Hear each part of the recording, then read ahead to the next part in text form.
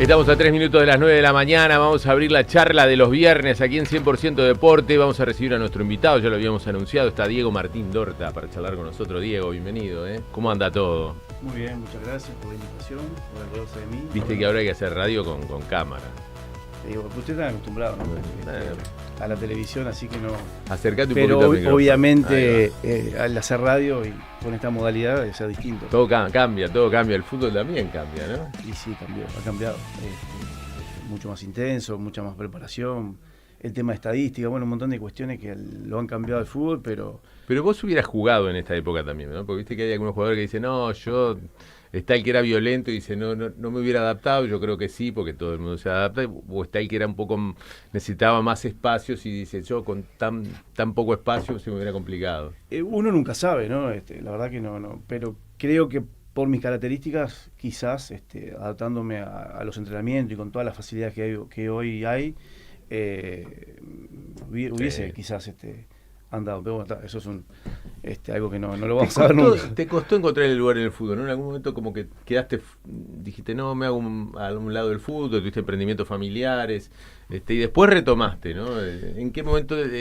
Siempre hablamos del clic, ¿no? Nosotros nos encanta decir, hizo un clic y arreglamos todo. Y arreglamos todo. Cuando no sabemos cómo explicar algo, decimos, hizo un clic. Hizo un clic. ¿En qué momento dijiste, necesito el fútbol? Se dio circunstancial, porque yo dejé de jugar y prácticamente de inmediato el Pato Aguilera, Daniel Fonseca habían empezado con el emprendimiento, eran un poco la competencia de Paco Casal, Bentancur que recién empezaba, y ahí ellos, Daniel y el Pato, empezaron con el tema de representación de jugadores y nos invitaron al Choco Perdomo y a mí, y seguimos de alguna manera ligado al fútbol, hasta que bueno, eso duró un tiempo. Y ahí sí me dediqué, como ustedes saben, que han pasado varios por la casa de quién, por la casa de fiestas. Me dediqué 8 años con mi señora a ese emprendimiento y me alejó. Hasta que el clic volvió Marcelo Tejera, después que dejó de jugar al fútbol y me pidió que lo acompañara, que quería incursionar en el tema de jugadores con Pablo Boselli, y ahí volvimos un poquito, eso me hizo volver a la pelota. ¿Y cómo te sentís en ese rol que está alejado de la cancha del día a día, digamos? Obviamente pasó la etapa de futbolista, obviamente que tuviste que dejar temprana la actividad como tal, pero no estás en la función de entrenador. ¿Y cómo se vive ese costado del fútbol? El tema que después la vida y las distintas situaciones me llevó también a estar dentro de un club en Albion, ¿no? Sí. Que estuve 3 años ahí, desde el ascenso, después primera división, después nos tocó bajar. Y eso fue una oportunidad de ver el fútbol desde otro lugar, metido en un club, ¿no? Y bueno, es lo que me tocó, y la realidad que uno se siente que el fútbol fue mi vida, es lo que uno sabe, conoce, y de alguna manera seguir vinculado y relacionado cerca del pasto, de la pelota, de los jugadores de fútbol, es lo que a uno le gusta, ¿no? Y el rol ese de acompañar a algún futbolista o de estar en la dirección deportiva conversando con los entrenadores, ayudando de alguna manera con la experiencia de uno, con lo que uno ve desde el punto de vista de uno, personal, creo que me gustaba, y creo que de alguna manera aportaba y me sentía útil y me gustaba. La verdad que me gustaba mucho cualquiera de las dos facetas, como metido en un club como director deportivo, asesor, o en el de acompañar y en un grupo de representación de jugadores, ¿no? Diego, cuando hoy te acercás a un joven, ¿no? Vos en tu momento tuviste tus inicios y hablando con los más veteranos del día de hoy y con los que todavía están jugando, te dicen, la verdad que los pibes ya no escuchan, no es como nosotros antes, que venía un referente o uno de los más grandes del plantel y te sentabas a charlar y lo escuchabas, y hoy los pibes no escuchan tanto. En este rol que tenés vos, ¿qué visión tenés de ese tema? Yo tengo hijos, tengo una hija de 24 y un varón que va a cumplir 21, o sea que estoy cercano a los jóvenes, ¿no? Y a sus amigos, y entiendo que bueno, son momentos diferentes. Quizás nosotros, o a mí me tocó una modalidad que tenían los equipos, de que éramos pocos los jóvenes y muchos los veteranos, claro, jugadores intermedios, ¿no? A mí me tocó en los inicios, yo qué sé, con Taborda, Gustavo Fernández, Pablo Fuentes, Alfredo Nocetti, Rogelio Ramírez, gente grande que te inculcaba ya mirándolos, y mucho más que me olvido, ¿no? Y después en Peñarol lo mismo, o sea, gente que ya con la mirada y con los actos ya te iban diciendo lo que tenías que hacer, y uno, viste, era una esponja, absorbía absolutamente todo, y después procedía, y bueno, después los años fueron pasando y uno pasa el rol de ser un poco mayor que los más jóvenes, y lo mismo trata de transmitir. Hoy quizás los jóvenes son en su mayoría en los planteles los que los componen, entonces tienen sus modalidades, ¿no? Y bueno, hay que adaptarse. Los entrenadores,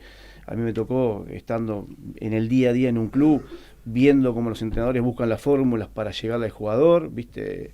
Cada vez más cortitas las charlas, pocos mensajes, ¿viste? No confundir mucho con muchas no mucha información. No mucho, sí, la más concreta, ¿no? Y simplificás. ¿Y eso es bueno?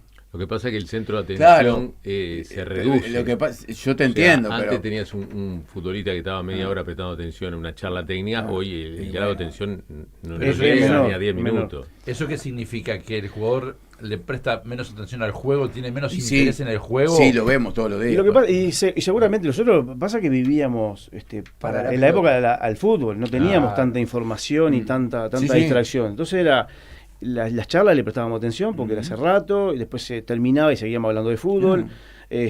Y hoy hay mucha distracción, ¿viste? El celular es una parte ya y esa distracción se ve en el campo de juego. Las malas definiciones de los jugadores, mala ubicación, una pelota que pierde. En técnica de marca, el fútbol uruguayo es deficitario cuando siempre fue de lo mejor. Pero también eso forma parte de la atención. No tiene que ver con la distracción. No, forma parte también de la distracción. ¿Cuántos jugadores veis distraídos en la mitad de la cancha? No es malo. El celular en la cancha, o sea, es un poco más complejo el tema. Sí, yo creo que los jóvenes han cambiado, hay distintos focos de, como dice Diego, antes hablaba fútbol, jugaba fútbol, llegabas al liceo y hablaba de fútbol, hoy están con el celular, no se habla, entonces también va un tema en la formación y en la rapidez que a veces llegan los jóvenes que ni siquiera terminaron de formarse y ya están en la primera división. Lo curioso es que es imposible, ¿no?, unir las épocas, pero esa pasión de tu época y anteriores por el fútbol y hablar del juego hubiera sido el ideal con esta posibilidad que tienen hoy de ver permanentemente, viste, en los videos, de analizar, de ver. Y no se puede generalizar, ¿no? Porque también hay muchachos que están dedicados. O sea, en la época nuestra, a mí me encantaba saber de historia y saber, era lo que mamábamos, ¿no? Yo sabía las generaciones para atrás, sabía todos los jugadores. Y capaz que hablas con un chico que juega en Peñarol y a mí ni me conoce, no me registra. El tema. Y a mí y a mucho más, ¿no? Lo hablamos ayer el tema. Tantuono no debe saber ni quién era Di Stéfano. Y bueno, lo ha dicho Rubén Sosa, pasan por al lado mío y nadie me registra. Exacto. ¿Entendés? Y fue Rubén Sosa, yo qué sé. Y a mí me pasaba. Y en Nacional está el Cacho Blanco y en Peñarol tienen al Indio Olivera. Y yo qué sé, si los guachos se le acercan y le preguntan, vos, ¿cómo era el fútbol en tu época? Y aquellas Libertadores, ¿cómo eran? Son tipos que salieron campeones de América y del mundo. La generación de Diego también le decía, no, bueno, antes se comían un plato de ravioli y salían a la cancha. Esa generación no aplicaba, o sea, no podías comerte un plato de ravioli y salir a la cancha. Pero te contagiaban la gloria. Pero te contagiaban la gloria. Bueno, yo tuve una transición, y la generación mía, una transición que yo considero que los anteriores que jugaron eran mejores que nosotros. Yo los veía y eran mejores. No sé, lo atribuyo también, dentro de otro montón de factores, a la preparación que tuvieron en juveniles, toda esa etapa de Bentancur, de formación. Todo eso, después a nosotros nos tocó, viste, a Pablo Montero, a mí, a Marcelo Tejera, bueno, un montón de la generación de Otero, que las preparaciones eran distintas para la selección. Nos concentrábamos en CAFO 10, 15 días, íbamos con un sudamericano, o así un sub-20 en Venezuela en la época de Duarte. Y esa generación creo que supo aportar al fútbol uruguayo en la etapa de juveniles, y todo lo que después pasó a nivel de clubes, selecciones, fue tremendo. Y nosotros nos tocó ese recambio que después, por suerte, ya con Púa y ya esta nueva etapa con el complejo celeste, creo que se mejoró la formación. Y yo veía a esos jugadores y los veía, yo qué sé, Miguel Bocio, mirando Peñarol, que uno miraba mucho, el Chueco Perdomo, Matosa, esos tipos de jugadores que venían con una formación y mentalmente eran imponentes, ¿no?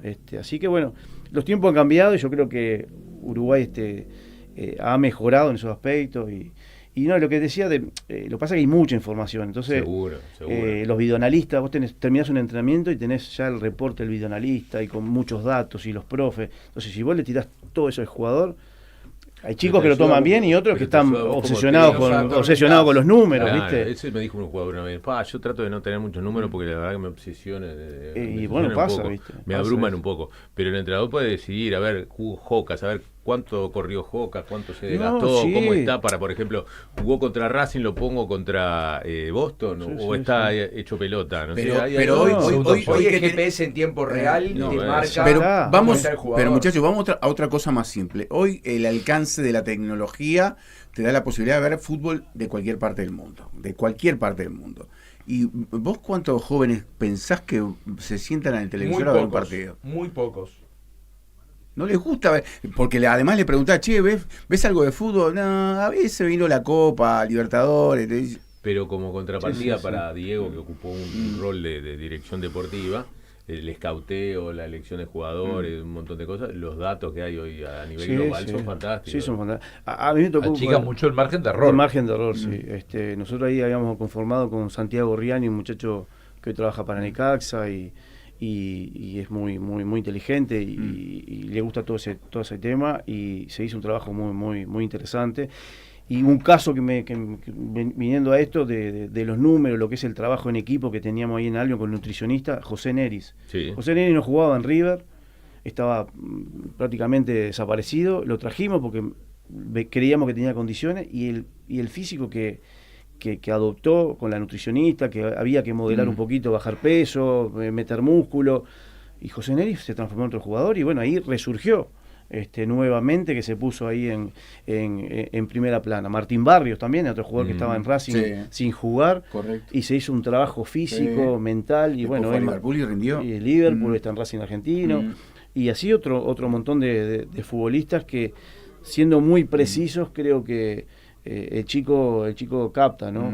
Pero sí, obviamente, si vos le volcás todo lo que hoy tienen los entrenadores, pero creo que se está manejando de buena manera. Y a nivel general, ya que estamos ahí un poco en la rama juvenil, Martín, en cuanto a la selección, durante un tiempo importante tuvo un trabajo que derivó en resultados también muy importantes en niveles juveniles, y pensando en alimentar obviamente la mayor.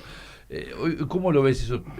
¿Ha variado? ¿Te preocupa estos magros, pobres resultados que hemos tenido en juveniles últimamente? A nivel de selección, obviamente. Y como futbolero, sí, creo que el acostumbrarse a ganar desde chico, desde selecciones juveniles, eso es bueno para el resultado después cuando llegas a la mayor. El participar en todos los torneos, creo que eso después te da una templanza, una endurance que realmente sirve. Y creo que se cortó un poco el proceso que se venía de la época de Tavares. Yo creo que lo de Tavares fue muy bueno, toda esa etapa, todo lo que logró armar a nivel juvenil, y creo que se cortó un poco, ¿no? Uno lo que ve de afuera, ¿no? Claro, Creo que esa estructura era lo que después le permitía a Tavares nutrirse de esas juveniles. exacto. Y ¿Cuántos sí, juveniles fueron pasando. están participando actualmente de la selección? A mí me gustó y me sedujo la posibilidad de que viniera Bielsa, pero me parece que tendría que haber otro tipo de conexión con el tema juvenil, y otro montón de cuestiones que a nosotros nos han hecho fuerte el relacionamiento. Y eso que no lo logro entender, de que no se viva en el clima que se vivía antes. Eso, viste, que los jóvenes participen de que esté más integrado la selección, que haya el buen día, todo eso que se cuestionó hace un tiempo Y atrás. eso termina repercutiendo indefectiblemente cuando se sale a la cancha. Pero además el jugador tiene que tener un disfrute cuando va a encontrarse, ¿no? Tiene que tener un nexo de atracción. Yo siempre cito la frase que me dijo Tavares cuando venía en la convocatoria, me decía, para mí es como una fiesta, vienen los invitados. Y los jugadores lo vivían de esa manera. Entiendo, a mí también me encantó cuando vino Bielsa, me parecía que íbamos a revolucionar, me encandilé también con el funcionamiento del equipo, me parecía bárbaro. Después, bueno, fueron surgiendo cosas que también nosotros en el andar cotidiano de los cruces con el entrenador fuimos chequeando, cosas que saltan a la vista. Y bueno, yo creo que el jugador no tiene que perder ese esencia. Claro, lo decía Bielsa. No es un gerente. De negocio, claro, no, en es esa un charla jugador que de teníamos fútbol. acá, como estamos con Diego, cuando estuvo Bielsa hace un par de semanas, lo dijo. El chiquilín ingresaba a los 13 años en el Complejo Celeste, y el maestro Tavares se conocía el nombre de cada uno de ellos. lo llamaba por el nombre. El nombre, fulano, la fulano, familia, los ¿entendés? Y problemas sabía que las tenía en la realidades casa. y le pedía a los jugadores de la selección mayor, che, vayan a saludar Ahora, a los juveniles. eso es clarísimo y fue Y eso un va, punto eso va básico, creando, esencial. eso va creando identidad. Para, obviamente, ese nivel competitivo Ah. que montó Uruguay en juveniles y mayores. Ahora, pero no Sí. vino del tema, y no va en defensa de Bielsa.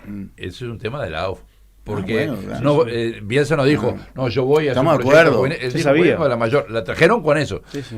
Para mí ese error No. estratégico es de Quien la AUF. quien desarmó No. esa estructura fue la AUF. Eso. Sí, bueno, sí. también está, si el conductor general permite un nexo entre Sí, la mayor y flexibilidad, judicial. ¿no? Un Sí, poquito de claro, flexibilidad. pero Porque si yo yo creo- no voy, tengo que tener un yo puente. creo que conociendo a esta Y si altura no del- acepto tener un puente. Yo creo que a esta altura del acontecimiento, conociendo la trayectoria de Bielsa, ese puente... bueno, yo No estaba iba a por llegar. eso. Vos sabías sí. de lo que traía. entonces. Bueno, eso es lo que digo. Ahí Sí, está. sí, Sí, claro. sí, sí. Sí, sí. Un tema. Pero yo creo que en un país como el nuestro y con lo chicos que somos y cómo nos manejamos nosotros, el relacionamiento y tener Sí, buenos básico, grupos fundamental. humanos Bueno. es clave. fundamental. Es clave para dar el 100, como decías vos, Diego, el ¿Y te pareció bien que 110%. que Luis lo mediatizara, hablar en nombre del plantel? O sea, cuando ya estaba afuera, decir, bueno, está, yo estoy afuera, muchachos, yo me voy a poner a la mochila de ustedes. Y lo que pasa es que la interna uno no sabe cómo, Claro. cómo son los motivos. O sea, Luis seguramente se sintió muy dolido por el trato que tuvo, que no. Yo creo que también ahí, como el tema con Cavani, son jugadores diferentes y jugadores Claro. que merecían, a mi Un trato entender. Otro diferente. final. O sea, Otro todos final. yo fui futbolista y tuve jugadores muy importantes como Francesco, Bengochea y el Tano Gutiérrez. Yo qué sé, yo no podía pretender siendo un joven de repente que me tratara Gregorio. Gregorio siempre trataba igual, pero o Damiani, presidente Damiani o quien fuera, sí tenía un trato diferente con un jugador que realmente era. Y los jugadores no se iban a sentir mal, ni creo que le bajaba un poco el poder o la manera de manejarse Bielsa si hacía una diferencia con estos determinados jugadores Claro. que para Uruguay fueron fundamentales y marcaron una historia. Entonces, desde ahí creo que arrancó mal y quedó un poquito el resentimiento. Y después, bueno, cuando Luis se involucró en el equipo, en el grupo, también vivieron situaciones que en la interna Luis no se levantó un día, voy a decir esto porque se me antoja. Claro, Era una obvio. cosa que era Se venía comunión, acumulando. Se era venía comunión, acumulando. era todos lo manejaban. Después, bueno, hay chicos que tienen que seguir y obviamente no puedes patear todo y romper Claro. todo, hay que tratar de surcir y seguir para adelante, pero No, él lo hizo visible. lo hizo visible, capaz que los momentos, la situación, pero yo no creo que él hubiese tenido problema en decirlo como lo dijo mano a mano, porque él lo No, habló no. con Bielsa, ¿no? Sí, sí. Después lo hizo público y bueno, ahí ya después está el tema de las camisetas, Peñarol y Nacional que entra a mediar en esto y lo de Nacional lo defienden, lo de Peñarol lo Sí, sí, critican, pero yo creo que podía ser para sumar, ¿no? Puede ser una pausa a las 9:15 de la mañana. Estamos en la charla de los viernes con Diego Martín Dorta aquí en 100% Deporte. Ya venimos. 9:20 de la mañana, 50. estamos en la charla de los viernes. Nos visita el jefe Diego Martín Dorta, que está charlando acá con nosotros. Acá hay una discusión, nos peleamos siempre con Bambino. Bambino es un ¿por qué? enemigo de las sociedades anónimas deportivas. No soy enemigo. Malazo, No. ya se puso No, malo. no soy enemigo, tengo amigos en sociedades anónimas y hay un par de sociedades anónimas que funcionan ¿Cuáles muy son? bien. No, y bueno, Eh. yo creo, ¿Qué piensa de esto? yo Bueno, creo que Diego Albion, viene de Boston Albion. River, Racing, creo que son sociedades anónimas que funcionan muy bien. Vos estuviste Sí, ahí sí. en Albion. Pero ¿Cómo ves el mundo porqué de del... las sociedades sí. anónimas Lo que deportivas? pasa es que, como todo, de dar buenas y malas, ¿no? Claro. Pasa que como hay clubes buenos y malos, Sí, sí. las asociaciones Sí, civiles. sí, sí. Me Hay gusta- clubes, me gusta asociaciones pelear. civiles que no No, merecen estar en primera igual división. lo de digo, Bambino- No hay clubes los- buenos o malos. yo Hay, creo que lo hay de- malas gestiones. sí, hay hay buenas gestión. gestiones. No, Yo creo estamos que lo de hablando de la Bambino- gestión, por por eso, Yo creo supuesto. que lo eso. del Bambino apunta más que las facilidades que a veces tienen las sociedades anónimas deportivas En la en un legislación. montón en un montón de aspectos que no tienen los clubes históricos. Sí. Que no tiene los clubes eso no históricos. ocurre en Argentina, por eso hay algunas sociedades, Ahí la- capitales que van a Argentina y dicen, upa, no era lo mismo. A ver, Diego. No, el equilibrio puede estar en qué es lo que dejan las sociedades Claro. anónimas, ¿no? Porque Bien. si dejan Si inversión, vos lo único que haces es invertir, pero no No, rescatás, y sí, no, y- es un negocio. pero si no dejas estructura, por ejemplo, Ah. si vos haces complejo deportivo, haces canchas, claro. haces obra, Claro. que bueno, la cosa no funciona, pero dejaste algo del club, Claro. hay que ver. Bueno, yo creo que la situación de Albion, hasta que yo estuve, iba en ese proceso, ¿no? No Claro. sé si conocen el complejo deportivo, Sí, yo vi la yo maqueta lo en su conozco. momento, no llegué a ir ahora nuevo, Mm. pero eso creo que es importante para el Flor, desarrollo de Flor, los Flor, pibes. Como lo que hizo Torque, ¿no? O Torque, Sí. que es ejemplo y es para para imitar o ver varios clubes, ¿no? Yo creo que eso es importante. Armó toda la estructura de juvenil, en su momento con Juan Auchaín y bueno, ahora Juan. Exacto. Sí, ha ido mejorando un complejo que tenía muchas carencias allá en Manga, lo ha ido mejorando, lo ha cambiado de forma bastante importante. La impresión que le queda a uno es que las sociedades anónimas deportivas pueden funcionar, y está buenísimo que también hagan esas inversiones en clubes que no te van a exigir ganar. Respaldo, que no te van a exigir ganar. Seguro. Y que puedes trabajar tranquilo sin que tengas la presión atrás en el alambrado, ¿no? Yo creo, y bueno, estamos viendo un poco en el caso de Rampla, ¿no? Que no le va a ser fácil esa claro, sociedad con el club. Pero además, fíjate, estás hablando de los equipos más populares. Claro, pero si me dijera que si la sociedad hubiera arrancado como se prometió, con la inversión y está igual, digo, porque está peor. Claro, digo, está peor, los sueldos. Está peor porque cuando se firmó el acuerdo, Rampla estaba en primera división, y ahora está por descender a la C. Bueno, por eso sí. Eso es gestión también. Así como la estructura económica. Eso es gestión. Si entraba el penal que le cobraron injustamente a favor de Rampla contra Wander, que no fue penal, estaba hablando otra historia. O sea que ahí la verdad estuvo en la cancha, no estuvo en su posición. Y si todo se hace cuesta arriba, cuando los resultados no se dan, se hace todo cuesta arriba, ¿no? Claro. Todo cuesta arriba, no sé, la interna, cómo es la sociedad anónima, los inversores, si cumplen, si no cumplen, qué va a pasar de futuro, pero si no es ordenado, City Torque dio ejemplo de que puede funcionar, obviamente. Tuvo 3 descensos. Claro, ese es el tema. Y siguió. Boston jugó Copa. Claro. No, por eso yo la nombro. Por eso yo nombro Albion, porque he visto resultados en Albion, y además crecimiento en infraestructura, lo de Racing, y lo de Boston, que deportivamente es que esas tres, pero Torque deportivo son las que más rédito han dado. No, y después hay un Torque creció mucho desde el punto de vista edilicio, complejo deportivo, pero deportivamente como que todavía no dio el salto que uno por lo menos podía imaginar con la inversión que ha hecho. Y después queremos ver qué pasa con, yo qué sé, con el DFC, que está Diego detrás, con el cuadro de Suárez, que ahora va a empezar a competir. Hoy hablamos de que Paysandú metió 7.000 espectadores en un partido de la C. Ya de por sí eso me parece, Roberto, son procesos también ya desde el inicio largo, ¿no? Arrancan en una cuarta categoría, tercera categoría, saben que ya tienen que ir haciendo el desarrollo para llegar a primera, digo, va con otra visión de proyección al futuro, me parece. Porque también los que están al frente han tenido una proyección también de elite, entonces saben cómo. Puede ser, sí, tal cual. Después está solapadamente, que todos sabemos que hay clubes que funcionan con gente que aporta solapadamente, no directamente, porque es inviable. Uno que estuvo dentro de un club, los presupuestos que se manejan, hay clubes que es imposible de sostener. Entonces, dejar que esto siga de la misma manera va a llevar a que cada vez sea peor el fútbol, ¿no? Y los clubes desaparezcan. Un cuadro importante como Danubio lo ha sufrido.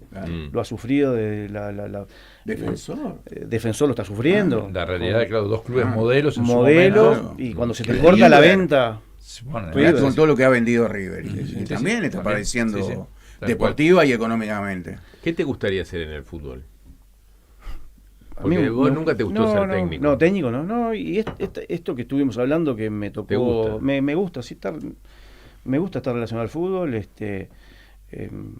Creo que puedo aportar, lo he hecho. He sentido la evolución, ¿no? Porque no me gusta hablar de mí, pero cuando lo reconocen en los lugares que estuve, eso me es grato. Y bueno, yo soy de una manera, me gusta ser muy frontal, pero fácil. Como creo que es el fútbol, tiene que ser fácil de jugar.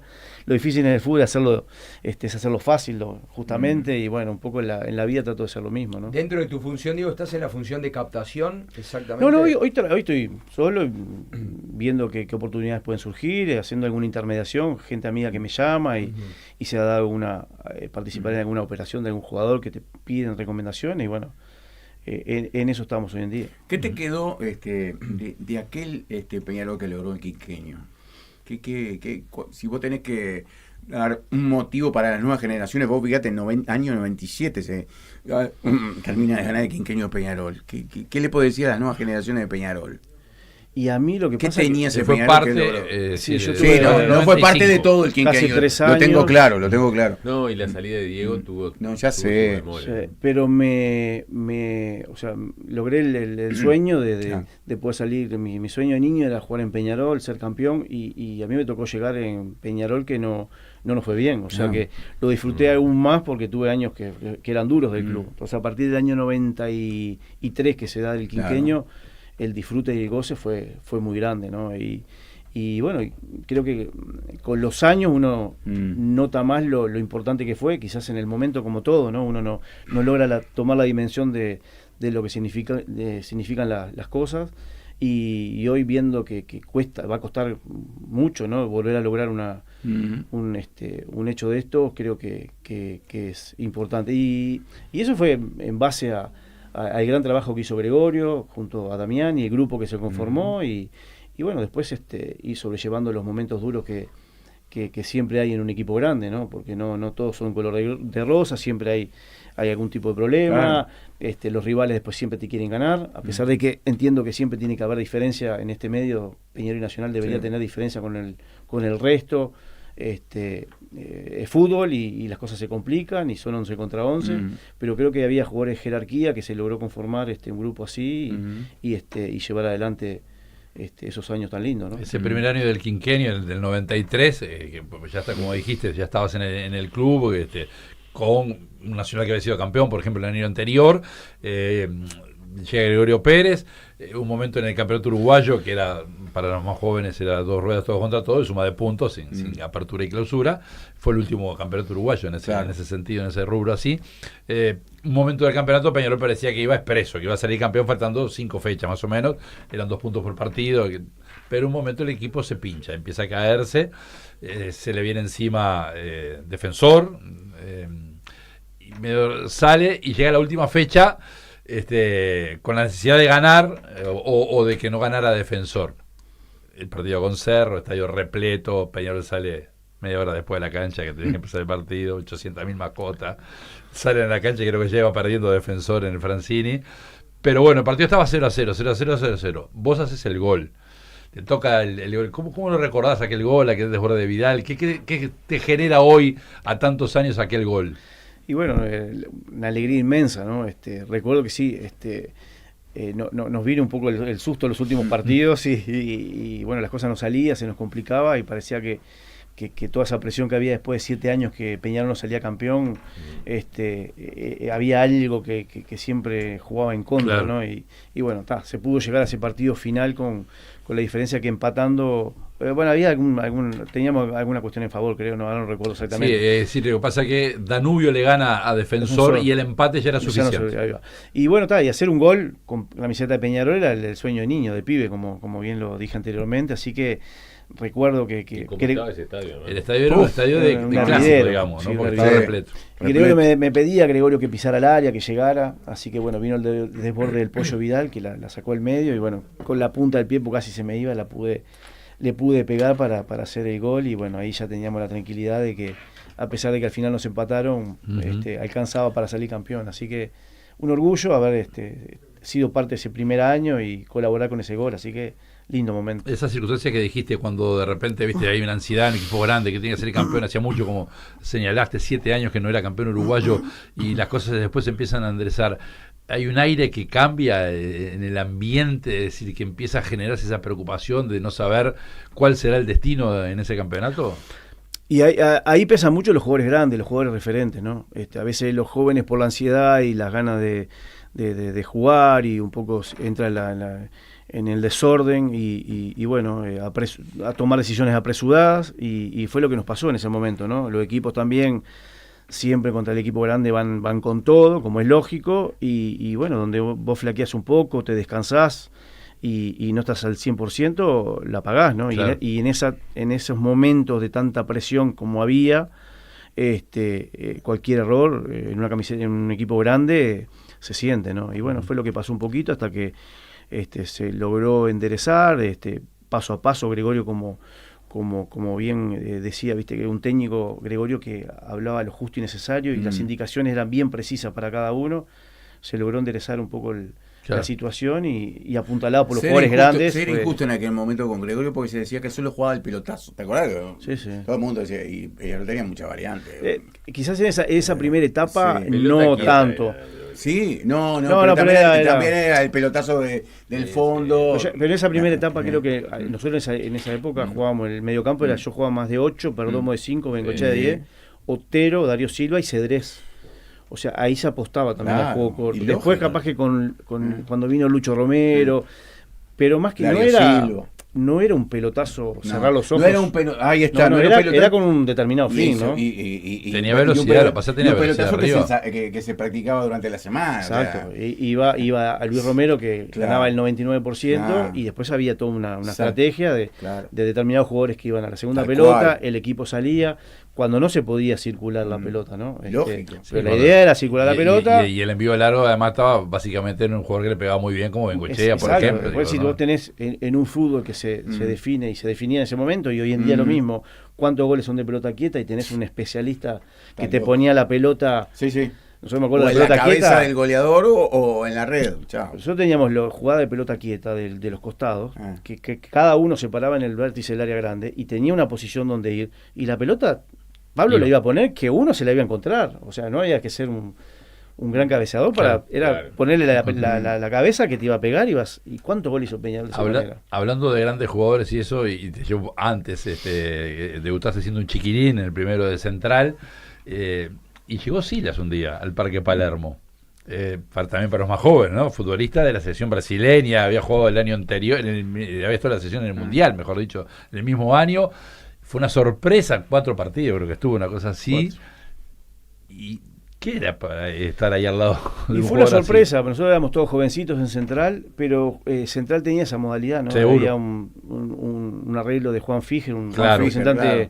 muy importante uruguayo que radicado en Brasil muchos años y tenía una cuestión ahí que pasaban jugadores por Uruguay, pero el caso inédito fue que Pablo vino a Efectivamente jugar, vino a jugar. porque muchos pasaban por la AUF y no por los clubes, ¿no? Entonces Sí. Pablo vino por Central y la verdad que fue el Tola Antunes, un técnico. crack, el Tola que era el entrenador, siempre pellizcándolo y peleándolo, pero fue bien como es el Tola, ¿no? Que no lo hacía fácil, pero Silas con una humildad terrible y sabe todo. Nosotros jugamos en el Palermo, que estaba fea la Quedó cancha. grabada, en todos nos quedó grabada la imagen del debut contra Rentistas, que el la cancha barro. de No, Brasil, era tremendo. y él parecía que iba en patines arriba del barro. Sí, sí, Y entrenamos en un cuartel que está yendo para la Gruta de Lourdes por instrucciones, Sí.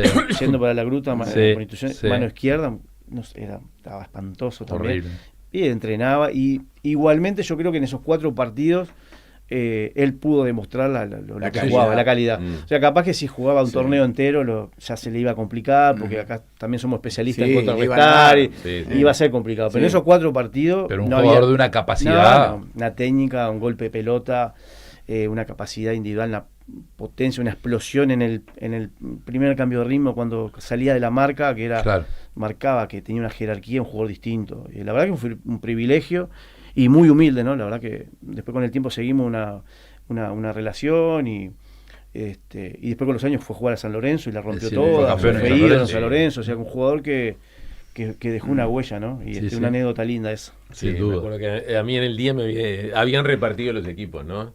No sé, X tenía los grandes, yo como era el más joven me había tocado Central. Entonces justo ligué todos los Estaba partidos de igual, Siles, me así, los querían cambiar y dije, no, a mí me dieron Central de arranque, no me pueden cambiar. Y bueno, esto una vez titulé en una cancha del Far West, Ferreira fue el más rápido, me acuerdo, me llamaban los dirigentes centrales que estaban malazos, que Sí, como sí. le iba a pegar a la cancha, era imposible. No, jugar imposible. en la cancha. Era Sí, imposible. no, claro. Imposible. Hoy en día, en aquel tiempo decía, la criticabas, pero también no tomamos, me parece, real No, conciencia no, viendo de hoy quién en el estaba paso del también. tiempo. Ve las imágenes hoy en día, y dijimos Palermo, pero muchas canchas. No, que- No, era el común Todas las canchas denominador, eran era. así. Sí, sí, la No, enorme todo, mayoría. Era muy contadas, bueno, hasta el centenario, El centenario. el estadio tampoco. Sí, yo tengo sí, claro. fotos Que la de. lagarta, que el invierno, que Claro. No, siempre la pelota, o sea, ahora que se quejaba la gente de Racing del campeón del siglo, pero era Wembley Wembley, para un nosotros en aquella villano, época, no, hubiese claro, sido. Claro. O sea, el fútbol ha cambiado, ¿no? Pero obviamente el estadio era lo mejorcito que había en la época, pero ni que hablar que no es como hoy se manejan los estadios, no las canchas. Sin duda. Hago otra pausa, faltan 25 minutos para las 10 de la mañana y venimos con el último bloque con Diego Martín Dorta. 10 menos 20 de la mañana, estamos con Diego Martín Dorta en la charla de los viernes, Eduardo. Sí, disfrutable ¿Qué se acuerda de todo, Eduardo? No, Se acuerda de todo. Todo. Se acuerda de Impresionante. todo. De las épocas que se podía ir a Sí, los sí, entrenamientos. claro. Y eso generaba mucho. Eduardo, ¿vos anotabas cosas? Porque viste que Orsi dice, hay que anotar porque uno después No, se olvida. eso Yo le doy memoria. le doy razón a Sergio en los viajes. En los Sí, viajes. me pasó incluso ahora cuando había hecho uno de los libros ahí que tenía mucho apunte en Sudáfrica de mundial y me sirvió de mucho. Pero después en lo local no, y me acuerdo de así muchas cosas que quedaron en la memoria simplemente, y aparte, como dice Bambino, un poco en broma y mucho en serio, claro, el estar ahí te permitía tener muchas experiencias y vivir muchas cosas, y entonces hay momentos que son inolvidables. Pero además digo, ¿no? había libertad para trabajar. Vos ibas a los aromos o a los céspedes. Sí. En aquel momento ibas en toda la semana, de repente el técnico te decía, vos mañana no venga porque vamos a trabajar determinada jugada. Está bien, habían códigos. Yo sé, y hacían nota con los jugadores para toda la semana. Es otro momento de la historia, otra pero vida, otra vida. otra vida. Pero claro, hoy parece imposible, a los muchachos nuevos les suena imposible, que estaba haciendo los aromos de los céspedes, y yo qué sé, en el caso de Martín, que obviamente conoce los aromos, como era en aquel momento por lo menos, empezaban a enfilar para el vestuario, y vos te parabas ahí, de repente venía el técnico y te quedabas hablando con el técnico. Lógico. Mano a mano, ahí manso. Y Fuera el técnico de fuera. El técnico de fuera. Yo me acuerdo de haber ido en la época que dirigía Menotti se quedaba hablando claro, después del A entrenamiento. Menotti le gustaba hablar. Sí, claro. Pero digo, podía haber tenido, y bueno, en cambio. Y con los empleados o de los céspedes de los aromos también, Sí, ¿viste? recibía. Porque como vos ibas siempre, había como una relación que ya Sí, sabían que vos con llegabas. Martín Fierro, algo por el estilo. No, siempre no, tenía- Era un clásico. Hoy cambió, ¿no? Hoy Cambió eso, sí, Sí, hay más lejanía, ¿no? Más lejanía. Hay más misterio, más Y es más bueno silencio en es todo. bueno para el jugador llamarse a silencio, no tener contacto. El otro día decía Flavio que los jugadores de Nacional se sentían cómodos no hablando con la prensa. Lo que pasa es que es una costumbre también, ¿no? Te vas acostumbrando. Te vas acostumbrando y es un, Claro. es un dolor de cabeza menos, capaz. En tu Claro, experiencia, es un problema menos. en tu experiencia, ¿molestábamos? No, a mí no, yo no, o sea, no era tampoco... Éramos caras conocidas también. Sí, ¿no? había otro tipo de Había relación código porque nos también. veíamos. Bueno. Después También también no uno... dejábamos ni bajar del No. auto, los tipos Vos- bajaban del auto y estábamos nosotros ahí con las Pero había un código también que respetábamos nosotros, del Era jugador con de ida y el vuelta. periodista y el periodista con el. Era de vuelta. No, yo creo que no, hablando de Tom, a mí lo que no me gusta hoy en día que usted hace su trabajo y obviamente, pero son más protagonistas los dirigentes, los jueces Claro. de Pero fútbol. porque no nos hablan los jugadores. Pero todos los días es un problema distinto Sí, tal cual. y La pelota y uno queda- se termina también acostumbrando a que es un problema tras otro y escuchamos a delegados, Y rinde abogados, más- rinde más dirigentes, quilombo que más Sí. quilombo, y no se habla tanto de Pero fútbol. aunque La pelota queda desinflada. Y algo, Sí, y obvio. algo Pero hoy que. arrancamos, Bambino habló del abogado que presentó Claro. el recurso de amparo y el otro día de No, claro, si está habilitado o no está habilitado Sí, sí. y la violencia en Yo- el fútbol y sale yo creo de la Guardia que- Republicana. es lo que hay. Yo creo que al igual que la vida, los códigos son fundamentales. Con Eduardo, bueno, también con Roberto, si habremos ido a entrenamiento donde de repente hubo una pelea entre dos compañeros y no salía, porque habían códigos que vos sabías lo que tenías que hablar y lo que no tenías que hablar. Y ¿entendés? O si había un lesionado en esa y, Sí, sí. y el Cuidado técnico te decía, conmigo. vos, escuchame. Como se ve generado esa discusión o Exacto. pelea. de Y no repente. digo pelea a golpe de puño, me refiero a un entredicho, Sí, una una mala puteada respuesta, una entre mala jugador, respuesta. una mala respuesta. Quedó Vos, podía ser noticia. Y quedaba ahí, no era noticia eso, porque había otro código. Ahora hablando también de recuerdos, ya que estamos, pues se nos va el tiempo, digo, fuiste campeón de la Copa América en 95, una Copa América muy pesada también, porque veníamos también de épocas turbulentas en la selección y ahí estaba la intención de Pichón Núñez de surcir muchas unir, cosas, claro. muchas heridas, pero ustedes jugaban de locales y estaba el peso de la historia, tal cual. Uruguay había ganado todas las Copas América anteriores y no había perdido un solo partido. ¿Qué es hoy aquella Copa América 95 de la que se cumplieron hace poco 30 años? Sí, sí, tal cual, la presión era importante, ¿no? La presión era importante por los resultados, por todo eso que contabas y por todo lo que había pasado con la grieta esa que hubo en la época de Cubilla, con los jugadores repatriados y todo eso. Creo que vino la persona ideal, que fue el Pichón, junto con Fernando Morena, que no fue menor el trabajo de Fernando, y ellos lograron hacer olvidar todo eso, ¿no? vinieron jugadores importantes que no venían anteriormente, y se armó un grupo sólido, bastante sólido, y eso llevó a que de a poquito se amalgamaran un poco las cosas, se armara el equipo. Y yo soy un agradecido, ¿no? A Pichón, a Fernando, porque me esperaron hasta lo último. Claro. Me dejaron entrar, yo venía con ya mi problemita y entré ahí en la cola ahí con el número 21, después del último partido en Rivera, que dieron la citación. Tenía que hacer un resultado en Montevideo, una resonancia magnética, a ver si estaba a 10 puntos con Carlito Buituré, si resultaba bien. Me metí en el grupo, que me querían, me lo demostraban y me querían sí o sí. Y bueno, me metí en el grupo y se sintió después la presión. La presión era grande. Me acuerdo del partido con México, que ya estábamos clasificados a la otra fase, que íbamos perdiendo. O sea que era un momento duro que se logró sobrellevar en base a muy buenos jugadores que había, ¿no? Y a una final contra el Brasil campeón del mundo. Durísimo. A punto tal que era un joven, ¿no? Pero Ronaldo, como digo, el verdadero Ronaldo, en el banco suplente porque era un chiquilín, pero era un equipo que demuestra Ronaldo estaba en el banco suplente de aquel Brasil. A mí me tocó estar en un partido que todos lo recordamos por lo sufrido que fue, nos mató Brasil, el partido de la eliminatoria para Estados Unidos, el que perdimos en Maracaná con el gol de Romario. Ese partido nosotros, 4 Cedrés, yo, Gustavo Mendy y Canal, nos incorporamos con Hildo Manero los últimos 4 partidos, habíamos ganado los 3, llegamos a Brasil, con el grupo ese estaba golpeado y nos tocó ese partido que fue durísimo. Entonces esa final de Montevideo fue un poco una revancha de ese momento, no es lo mismo una Copa del Mundo, haber ido mundial, pero una Copa América creo que fue un hito importante y se recuerda, ¿no?, el día de hoy. Sin duda. Sí, ese partido en Maracaná ni la veíamos, ¿no? Fue durísimo. Sí, el tema es que pasaban los minutos, igual se mantenía el 0-0. No cruzaban mitad de la cancha. En el Maracaná, yo recuerdo, había ya un rumor de preocupación. Sí, era. Porque Uruguay no lo inquietaba, pero no aparecían las jugadas claras de gol. El viejo Maracaná, ¿no? El viejo Maracaná. Enorme. Esas cosas de fútbol, yo me acuerdo que no sé por qué terminé el segundo tiempo, lo vi en el banco suplente de Uruguay. Mira. Al lado de Aguilera, que no estaba suspendido, no jugaba, no sé por qué no jugaba Aguilera. Y me acuerdo así del vestuario, que también te dejaban entrar, que Maneiro dio la orden que ingresamos al vestuario, y me acuerdo, tengo la imagen de aquel vestuario que fue tremendo, el estadio estaba que explotaba. Sí.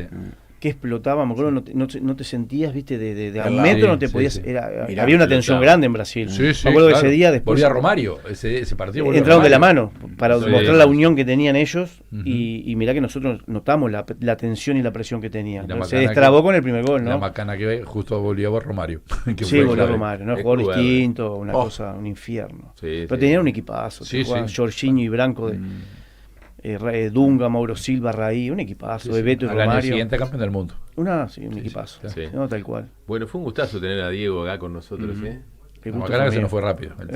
Se fue rápido. Y conté que fue campeón de la Copa del 95 y no le preguntamos por el penal del Guti.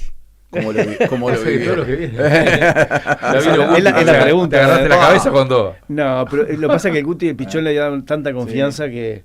Yo creo que Guti cerraba los ojos y la pateaba y la metía. La pateaba y la metía. Herrera fue que contó que dijo que Morena dijo, ¿el Guti patea uno? No, Morena, no, el Pichón. Morena dijo que el Manteca pateara el último. Y que el Alvarito...